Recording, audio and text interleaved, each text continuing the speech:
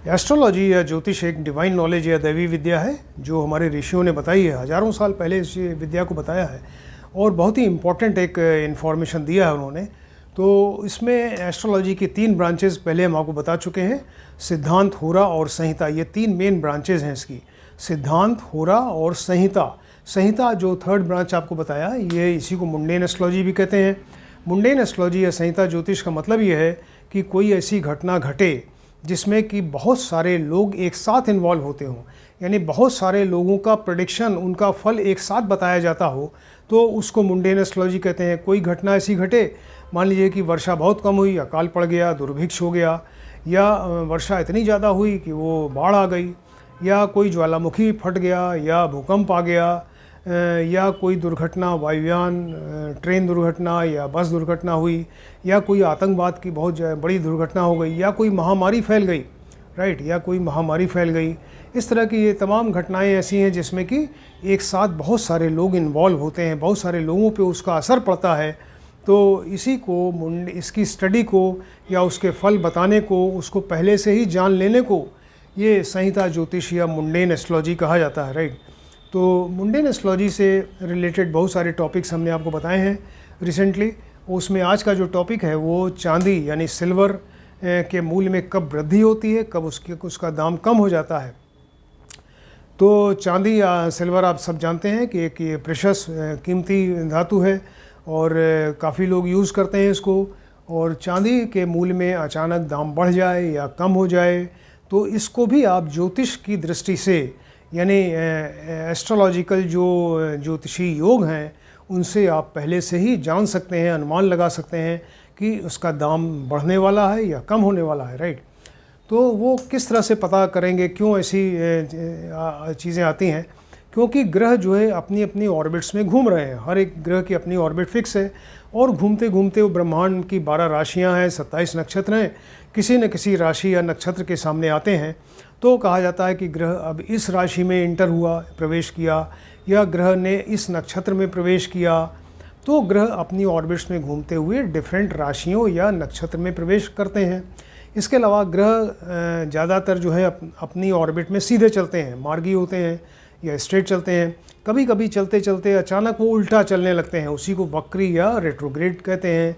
या ग्रह किसी राशि के साथ उदय होने लगता है तो उदय होना कहते हैं, या ग्रह का अस्त होना, कंबस्ट होना, यानी सूर्य के नज़दीक आ जाए, इतना नज़दीक आ जाए वो ग्रह कि सूर्य और उस ग्रह के बीच में डिस्टेंस बहुत कम हो जाए, बहुत कम डिग्री का डिस्टेंस हो, तो उसको कहते हैं कि वो मतलब सूर्य का इतना ज़्यादा प्रभाव है कि वो ग्रह अपने आप में प्रभावहीन हो गया, यानी उसका प्रभाव ख़त्म हो गया, तो उसको कहते हैं अस्त हो गया, यानी कंबस्ट हो गया। इसके अलावा ग्रह जो हैं घूमते घूमते एक साथ आ जाते हैं, कभी 2 ग्रह, 3 ग्रह, 4 ग्रह आ जाते हैं एक साथ में, उसको ग्रहों की युति या कंजंक्शन कहते हैं। या एक ग्रह की दूसरे ग्रह पर दृष्टि पड़ती है, उसको एस्पेक्ट कहते हैं, राइट। ये सब सिचुएशंस बनती हैं ग्रहों के डिफरेंट ऑर्बिट्स में घूमते रहने से, और इन्हीं से ज्योतिषी योग बनते हैं, राइट, उन्हीं से ज्योतिषी योग बनते हैं। तो ये ऋषियों ने बताया कि कुछ ज्योतिषी योग ऐसे बनते हैं जिनसे कि आप पहले से ही अनुमान लगा सकते हैं कि चांदी का मूल्य बढ़ने वाला है या चांदी का मूल्य कम होने वाला है। अब चांदी का जो कारक ग्रह है ये चंद्रमा और शुक्र है, राइट। इसके रिप्रेजेंटेटिव, चांदी या सिल्वर का जो रिप्रेजेंटेटिव है, कारक ग्रह है, वो है चंद्रमा और शुक्र। अब देखते हैं कि ये जो बताए गए हैं कि चांदी के मूल्य में वृद्धि के क्या क्या योग हो सकते हैं, इसको देखते हैं। जैसे सूर्य पुष्य और धनिष्ठा नक्षत्र में हो, सूर्य जो है वो घूमते घूमते वो उस तरह से पुष्य या धनिष्ठा नक्षत्र में आ जाए, और लेकिन कोई शुभ दृष्टि उसके ऊपर न हो, ये भी कंडीशन है कि सूर्य पुष्य या धनिष्ठा नक्षत्र में तो है लेकिन कोई शुभ दृष्टि उसके ऊपर नहीं है, तब ये चांदी का दाम जो है बढ़ेगा। सूर्य प्लस मंगल की युति हो जाए, सूर्य और मंगल दोनों अग्नि तत्व ग्रह हैं, और सूर्य प्लस मंगल घूमते घूमते एक साथ अगर आ जाएंगे तो उनकी युति या कंजंक्शन हो जाएगा, तो चांदी के मूल्य में वृद्धि हो जाएगी, राइट। मंगल पर शुक्र की युति हो जाए, मंगल और शुक्र एक साथ अगर घूमते घूमते ऑर्बिट्स में नज़दीक आ जाए, तो युति हो जाए, कंजंक्शन हो जाए, तो चांदी के मूल्य में वृद्धि होती है। मंगल प्लस केतु, मंगल एंड केतु जो हैं ये दोनों अग्नि क्रिएटिंग ग्रह हैं, मंगल और केतु, कुजवत केतु कहा गया है, यानी मंगल की तरह उसका बिहेवियर है केतु का। तो मंगल प्लस केतु अगर 1, 5, 7 राशियों में हो, यानी मेष राशि जो मंगल की अपनी मूल त्रिकोण राशि है, या सिंह राशि 5 नंबर सूर्य की राशि, या 7 नंबर शुक्र की राशि, तो मंगल प्लस केतु अगर मेष, सिंह या तुला राशि में होंगे तो ये चांदी का मूल्य बढ़ जाएगा, राइट। इसी तरह से बुध वक्री हो, बुध अपनी ऑर्बिट में घूम रहा है, वो सीधा मार्गी चल रहा है यानी स्ट्रेट चल रहा है, लेकिन चलते चलते अचानक उल्टा हो गया, वक्री चलने लगा, रेट्रोग्रेड, तो उस समय चांदी का दाम जो है बढ़ जाएगा। बुध सिंह राशि में हो, बुध जो है सूर्य की राशि सिंह राशि में अगर आएगा तो दाम बढ़ जाएगा चांदी का। इसी तरह गुरु 3 और 8 नंबर राशि में गोचर में हो, गुरु जो है जुपिटर बृहस्पति, ये बुध की राशि मिथुन या इसकी मंगल की राशि वृश्चिक में अगर गोचर में आएंगे तो ये चांदी का दाम बढ़ेगा, यानी गुरु मिथुन या वृश्चिक राशि में अगर होंगे गोचर में तो चांदी का दाम बढ़ेगा।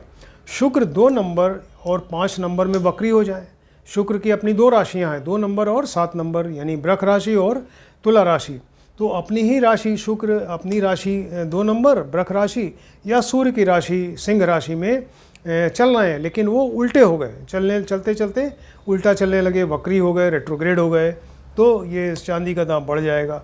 राहु कर्क राशि में आ जाए, राहु जो है वो चंद्रमा की राशि कर्क राशि अगर उसमें आ जाएगा तो चांदी का दाम बढ़ जाएगा। इसी तरह राहु प्लस मंगल अगर एक साथ होंगे तो ये चांदी का दाम बढ़ेगा। राहु प्लस मंगल मतलब एक अंगारक योग बनेगा, इसको अंगारक योग कहते हैं। राहु प्लस मंगल एक साथ आने से अंगारक योग बनेगा और चांदी का दाम बढ़ जाएगा, राइट। ये सब हमने आपको ज्योतिषी योग बताया जिसमें कि चांदी का दाम बढ़ता है। अब कुछ और भी योग हैं जिसमें कि चांदी का दाम कम भी हो जाएगा। तो इसको देखिए, मंगल मार्गी हो और अस्त भी हो, यानी मंगल अपनी ऑर्बिट में घूम रहा है तो स्ट्रेट चल रहा है, मार्गी तो है, लेकिन सूर्य इतना नज़दीक आ गया, इतनी कम डिग्री पे डिस्टेंस दोनों के बीच में रहा कि वो मंगल का असर ख़त्म हो गया, मंगल अस्त हो गया, यानी कंबस्ट हो गया।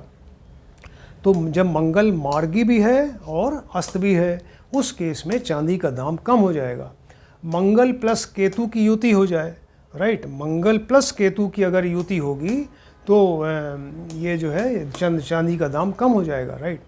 बुध अगर 11 नंबर राशि कुंभ राशि जो शनि की राशि है इसमें शतभिषा नक्षत्र में हो, राइट, बुध कुंभ राशि शनि की राशि, शनि की मूल त्रिकोण राशि है, उसमें शनि की कुंभ राशि के शतभिषा नक्षत्र में हो तो चांदी का दाम कम हो जाएगा। बुध गुरु और शुक्र वक्री हो जाए, तीनों ग्रह वक्री हो गए, बुध गुरु और शुक्र अपनी अपनी ऑर्बिट्स में घूम रहे हैं, घूमते घूमते अचानक उल्टे चलने लगे, रेट्रोग्रेड, तो बुध गुरु और शुक्र जो हैं अगर वक्री हो जाएंगे तो चांदी का दाम कम हो जाएगा। इसी तरह गुरु 10 नंबर और शनि 8 नंबर राशि में आ जाए, गुरु जो है वो 10 नंबर मतलब मकर राशि शनि की राशि, और शनि ये मंगल की राशि में यानी वृश्चिक राशि में अगर आएगा तो चांदी का दाम कम हो जाएगा। शुक्र मेष या वृष राशि में आए तो चांदी का दाम कम होगा।